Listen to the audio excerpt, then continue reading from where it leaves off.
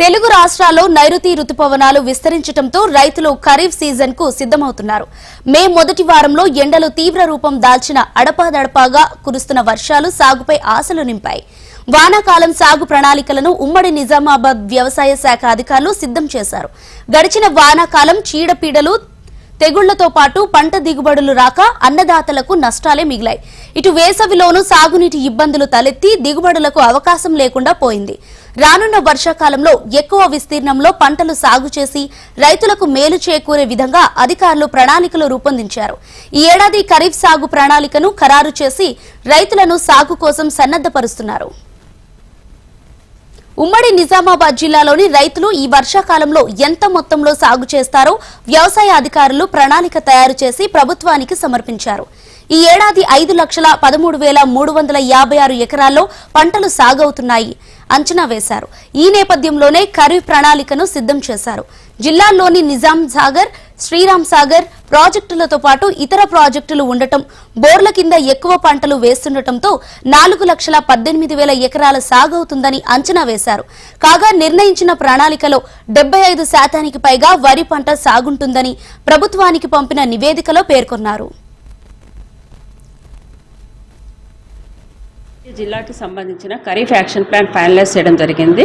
ఖరీఫ్లో మనం ఈ సంవత్సరం 5,18,000 ఎకరాల్లో మనం సాగు చేయడం జరుగుతుందని ఆశిస్తూ ఉన్నాము. అందులో మనకి వరి 3,13,000 ఎకరాల్లో వరి సాగు చేయడం జరుగుతుంది. తర్వాత ఫాలోడ్ బై సోయాబీన్ 85,633 ఎకరాల్లో కూడా సోయాబీన్ సాగు చేయడం జరుగుతుంది. మనకి వీటికి కావాల్సిన సీడ్ రిక్వైర్మెంట్స్ అన్నీ కూడా ప్లేస్ చేయడం జరిగింది. మనకి ఆల్రెడీ ప్రైవేట్ మార్కెట్లో కాటన్ హైబ్రిడ్స్ పొజిషన్ చేయడం జరిగింది. అలాగే కొన్ని చోట్ల వరి విత్తనాలు కూడా తెప్పించి పెట్టారు. ఫైన్ వెరైటీస్ కూడా అందుబాటులో ఉన్నాయి. అలాగే నెక్స్ట్ ఖరీఫ్కి యూరియా 50,908 మెట్రిక్ టన్నులు కావాలని, తర్వాత డిఏపి 13,143 మెట్రిక్ టన్నులు కావాలని, పొటాష్ 8,696 మెట్రిక్ టన్నులు కావాలని, అలాగే కాంప్లెక్స్ ఎరువులు 33,250 మెట్రిక్ టన్నులు కావాలని మనం రిక్వైర్మెంట్ పెట్టడం జరిగింది. ఇవన్నీ కూడా మంత్ వైజ్గా మనకి ఫర్టిలైజర్ ప్లాన్ వస్తుంది కమిషనరేట్ నుంచి. ఆ రకంగా ఏ మంత్కి ఎంత అన్నది మనకి అలాట్ చేసి మనకి పంపించడం జరుగుతుంది. ఎటువంటి కూడా ఎరువుల కొరత లేదు. బఫర్ స్టాక్స్ కూడా మనకి మార్కెట్లో మనం పెట్టడం జరిగింది. ఇక వరి పంట తర్వాత సోయాబీన్ పంట 58,715 ఎకరాలు, మొక్కజొన్న 32,182 ఎకరాల్లో సాగవుతుందని అంచనా వేశారు. కామారెడ్డి జిల్లాలో మొత్తం 3,11,000 మంది రైతులుండగా 5,20,000 ఎకరాల సాగు భూములున్నాయని, ఇప్పటికే పచ్చిరొట్ట ఎరువులైన జునుము 1,262 క్వింటాలు, జీలుగ పంటకు సంబంధించి 5,200 క్వింటాల విత్తనాల పంపిణీని ప్రారంభించారు. వానాకాలంలో 5,14,686 ఎకరాల్లో వివిధ రకాల పంటలను సాగు చేయనున్నారు.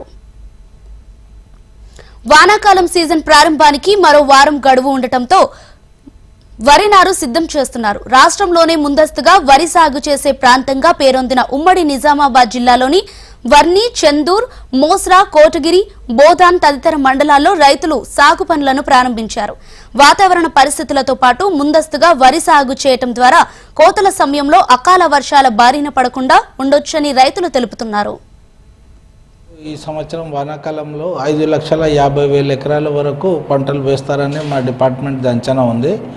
దాంట్లో 4,30,000 వరకు కేవలం వరియే ఉంటుంది. ఇతర పంటల్లో మనకు మొక్కజొన్న, సోయాబీన్, మళ్ళీ అపరాలు, కొంచెం కాటన్ కూడా ఉంటుంది. కాటన్ తక్కువ ఉంటుంది, 3,000 కన్నా తక్కువ ఏరియాను ఎక్స్పెక్ట్ చేస్తూ ఉన్నాము. ఇక దానికి గాను మనకు విత్తనాలు అయితే దానికన్నా ముందు మేము సబ్సిడీ 60% సబ్సిడీ మీద జీలుగా విత్తనాలు సబ్సిడీ మీద సరఫరా చేస్తూ ఉన్నాము. అయితే ఇది దాదాపు మనకు 65 కౌంటర్స్ ద్వారా తెలంగాణ సీడ్ కార్పొరేషన్ వాళ్ళు సప్లై చేసిన జీలుగా విత్తనాలు సప్లై చేస్తున్నాము. మనకు 8,500 క్వింటల్స్ అలాట్ చేసినారు. దాంట్లో మనకు దాదాపులో 7,000 విత్తనాలు వచ్చినాయి. డిస్ట్రిబ్యూట్ కూడా ఉన్నాయి. ఇంకా సర్ప్లస్లో మాకు దాదాపు 800 క్వింటల్స్ ఇంకా ఉంది. అయితే సీజన్ బాగా స్టార్ట్ అయిపోయింది కాబట్టి ఇప్పుడు అంత డిమాండ్ లేదు. ఎరువుల విషయానికి వస్తే కాంప్లెక్స్ ఎరువులు కానీ, మనకు డిఏపి కానీ, మ్యూరేట్ ఆఫ్ పొటాష్ కానీ, సింగిల్ సూపర్ ఫాస్ఫేట్ కానీ పెద్దగా మనకు ఆల్వేస్ సప్లైస్ చాలా బాగా ఉంటాయి, షార్టేజ్ ఉంటుంది.